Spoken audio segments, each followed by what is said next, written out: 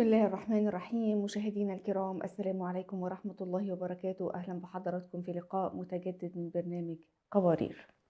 قال تعالى: قل للمؤمنين يغضوا من أبصارهم ويحفظوا فروجهم. ويقول النبي صلى الله عليه وسلم: العين تزني وزناها النظر. النصوص دي ما اتقالتش في زمن كان فيه سوشيال ميديا، اتقالت من آلاف السنين، لكنها بتتكلم عن سلوك إنساني بيتكرر كل يوم، وفي اليوم أكتر من مرة. ناس كتير بتعمله للأسف الشديد: نظرة، إعجاب، تعليق، ثم بعد كده شات على الماسنجر على الخاص، وبعدها بتحصل فيه بعض الخطوات. النهاردة بقى في سؤال بيتكرر في بيوت كتير جدا: هل اللايك دي، الضغطة دي، ضغطة عادية عادي، ولا هي ممكن يكون فيها رسالة معينة؟ هل التعليق اللي بيتكتب تحت أي صورة ده تعليق عادي ممكن يكون مجاملة لطيفة، ولا لأ ده ممكن يكون فيه تعدي للحدود وفي أمر غير شرعي وغير عرفي؟ هل المحادثة الخاصة على الماسنجر ده كلام عادي زي ما ناس بتسميه دي فضفضة عادية أو كلام عابر وما تكبروش الموضوع، ولا لأ ده دي بداية لخيانة وخيانة رقمية؟ الواقع بيقول إن في أزواج كتير بيتابعوا صور نساء، والنساء دي ما بتكونش صور نساء يعني على أقل يعني محترمة، وده برضو لا يجوز. ولكن لأ، انتوا أكيد فاهمين القصد عن الصور اللي بيتابعها بعض الرجالة وبيعلقوا عليها وبيكتبوا كلام لا يجوز لا شرعا ولا عرفا، وبيعملوا لايك والكلام ده كله، وهم شايفين ان هم ما بيعملوش حاجة غلط. وما تكبروش الموضوع يا جماعة، وانتوا مقفلين الدنيا ليه؟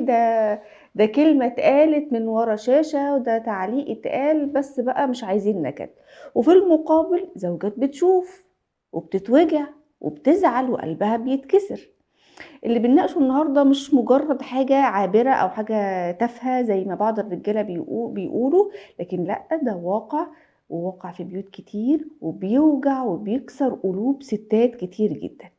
جرح مش محتاج ان احنا نروح نلمسه علشان يوجعها، لأ هو بالفعل بيوجعها لما تشوف زوجها معلق على صورة ست تانية، والصورة دي غير لائقة أبدا، لا شرعا ولا عرفا ولا في الدين ولا في الأخلاق ولا في أي شيء. المفروض إن هي تعمل إيه؟ طيب، كلمة مكتوبة ممكن بتكسر قلبها. اللي بنناقشه النهاردة يا جماعة مش مجرد إن أنا بتكلم عن لايك أو عن تعليق، ده وجع حقيقي بيتولد جوه قلوب الستات والزوجات. طيب، والسؤال: إمتى يبقى اللايك والتعليق ده عادي ومفيهوش مشكلة؟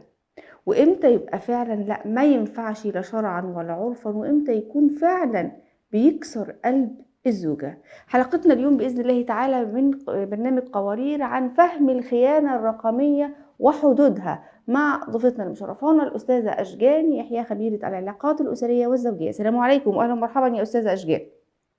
وعليكم السلام ورحمة الله. ازيك يا ندى؟ وأهلا بالسادة أهلا وسهلا. المشاهدين. ربنا أهلا وسهلا بحضرتك يا أستاذة أشجان. يحفظك. بداية خلينا نتكلم عن مفهوم الخيانة الرقمية. هل هو مفهوم جديد؟ إيه هو أصلا مفهوم الخيانة الرقمية؟ ولا هي نفس الخيانة المعروفة التقليدية لكن بأدوات حديثة، وبقت بقى على حاجة يعني إيه، كل ما الدنيا اتطورت زي ما بيقولوا، فالخيانة اتطورت معاها كمان للأسف. بسم الله الرحمن الرحيم. بداية، حتة الخيانة الرقمية هو طبعا مصطلح جديد، ولكنه يعني بيجري بسرعة الصاروخ أو بيطلع بسرعة الصاروخ، لأن أدوات العصر، وزي ما أنتي قلتي كده، استخدام أدوات جديدة ودخول وسائل جديدة، وسائل التواصل وتشعبها وتفاصيلها. فهو فعلا هي حاجة جديدة داخلة، ولكنها بتندرج تحت نفس المسمى اللي هو الخيانة. طيب، هل الخيانة الرقمية ان هي داخله كده؟ معلش، الموضوع ما هوش انتم مصعبين الدنيا بسيطه، ده كلمتين، ده ما اعرفش ايه، ده انتوا كل حاجه تضخموها. لا، هي الامور ضخمه بالفعل. تهوين هذا الأمر بيخليه بيروح في حتة تانية. ففكرة الخيانة الرقمية أو الاستحداث لهذا الأمر هو جزء من الخيانة الأساسية، اللي هي عبارة عن إيه؟ يعني إيه كلمة الخيانة؟ عشان هو في ناس كتير مفهوم الخيانة عندها هو أزمة لوحده، إن هو بالنسبة له فكرة أخون اللي هي نهاية كل المقدمات اللي هي الزنا. الكلمة الحقيقية لكلمة خيانة أو المعنى الحقيقي أو يعني تفسيره، ففكرة خان هو زنا هم فاهمين ان الخيانه يعني خيانه جسديه فقط بس كده. ولكن كل الامور الاخرى دي هم فاصلينها. لا يا جماعه، ما هي لما بتيجي المقدمات بتاعتها، ولا تقربوا الزنا، ما قالناش ما تروحوش ولا تقربوا.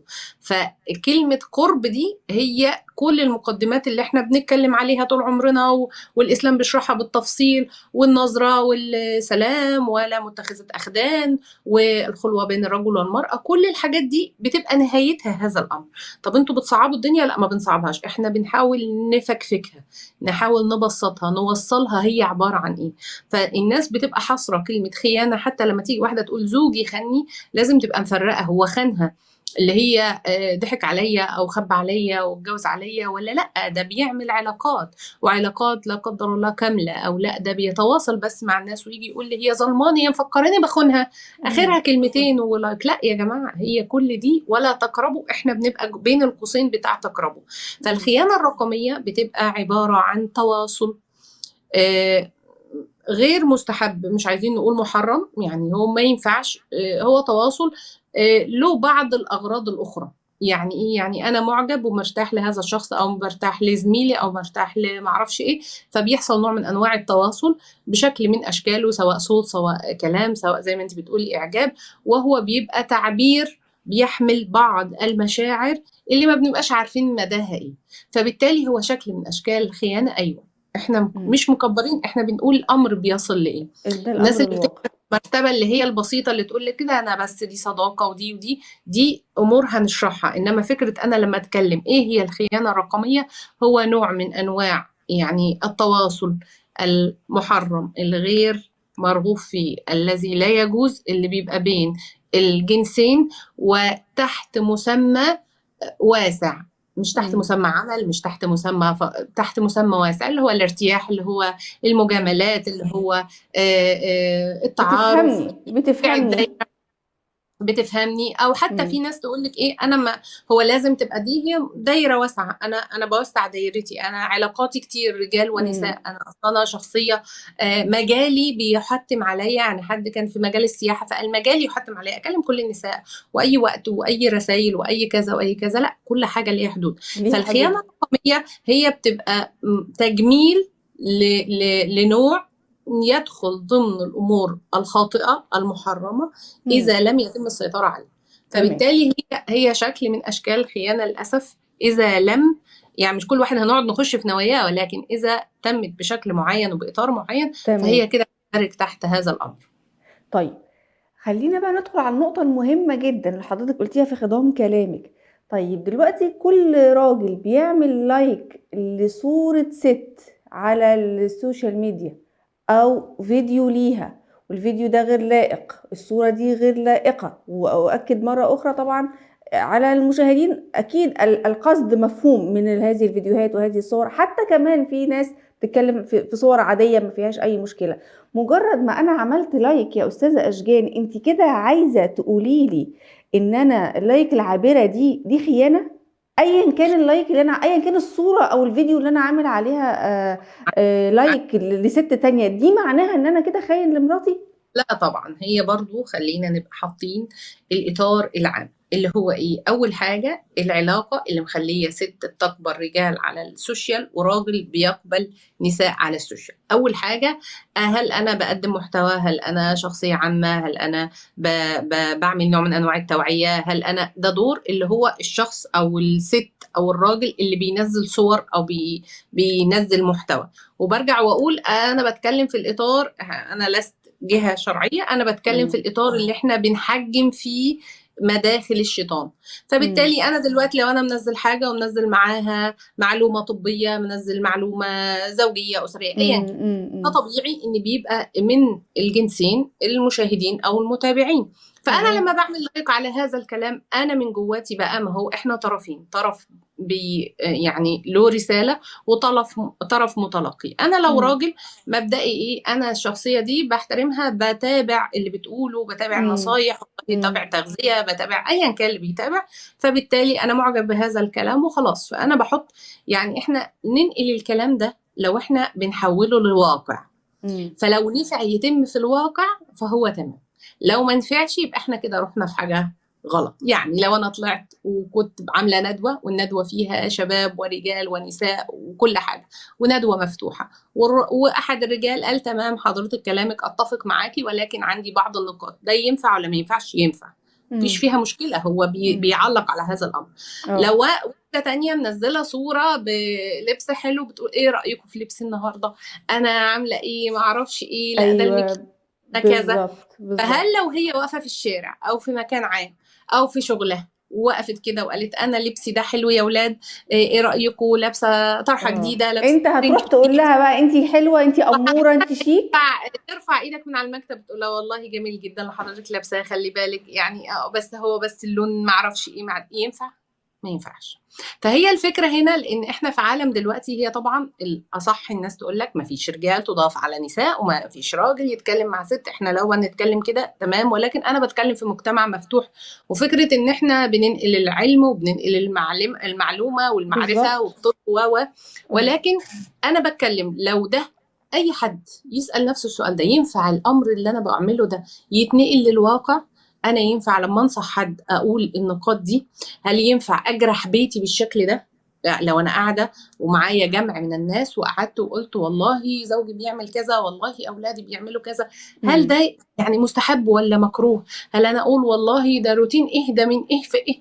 ينفع؟ فلما اقول ده ينفع وراجل يقوم يعلق لي يقول لي والله بس حضرتك محتاجه تشيلي ازازه البرفان دي تحطيها ايه، ينفع؟ فلما ننقلها للامور الحياتيه على ارض الواقع، ينفع ولا ما ينفعش؟ انما بالظبط لو بالظبط. هنتكلم في كده العلم، كده القصد من حضرتك واضح جدا، ان انت الموقف نفسه لو حاصل قدامك على ارض الواقع وانت اتصرفت فيه، هتتصرف فيه ازاي؟ اه وطبعا بعد ان الله سبحانه وتعالى شايفك، ولو زوجتك معاك انت هتعمل ايه؟ انت فعلا هتروح تقول لها شكلك حلو؟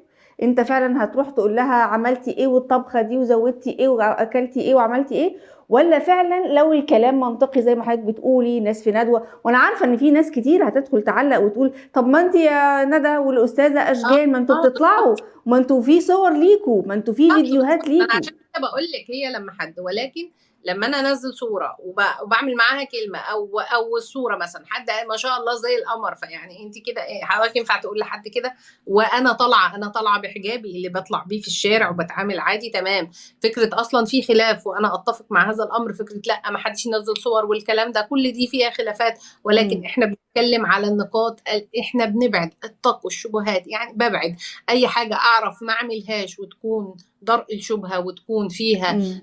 صواب تمام. ولكن انا لو بطلع على السوشيال اصلا، لو بطلع ندوات، لو بطلع لايف، لو بطلع محاضرات، انت بتطلع على التلفزيون، فهي امم. الفكره انا ما فيش مشكله في طلوعي طالما انا ما بخدش حياء وبتكلم بحجابي وبتكلم بالشكل العام وبقدم محتوى الهدف منه التوعيه والهدف منه ايصال النصيحه. لما انا بطلع واتكلم والناس تعلق وحد يخش تمام. خاص امم. مشكله، يسال حاجه، او انت حد يسالك على حاجه، او اي حد. لان خلي بالك احنا لما نقعد نقول ما حدش خالص يطلع، ما حدش خالص يطلع، اللي على الساحه هيبقوا مين؟ يعني انت مين اللي على الساحه بالظبط كده؟ بالظبط. فبالظبط نوري ده ونوري ده، لان انت بدون يعني امم. بدون ما تقصدي بيبقى في ناس بتاخدك قدوه في اللبس، ربنا يغفر لنا ما لا يعلمون امم. ويسترنا. في ناس بتبقى اللهم تقول امين. تمام، في ناس بتاخد بالنصيحه، في ناس بتغير من لبسها، بتغير طريقه تفكيرها نتيجه اي حد طلع قال كلمه طيبه، تمام. ولكن امم. نجتهد ان احنا نتحرى الشرع فيها. طيب. طب ننتقل لنقطة تانية يا أستاذة أشجان، وسؤال بيتسأل من ستات كتير ومن بنات كتير جدا جدا: ايه اللي يجذب راجل او بعض الازواج لمتابعة صور النساء، او العكس؟ يجذب بعض النساء لمتابعة صور الرجال. وأعتقد حضرتك تابعتي آخر مشكلة كانت حاصلة على السوشيال ميديا بسبب صورة الطبيب اللي اتسمى ما بين قوسين الطبيب الوسيم، اللي دخلت كتير من الستات تعلق برضو. علشان نكون منصفين، ده ما بيحصلش من الرجالة بس، بيحصل من بعض النساء والبنات.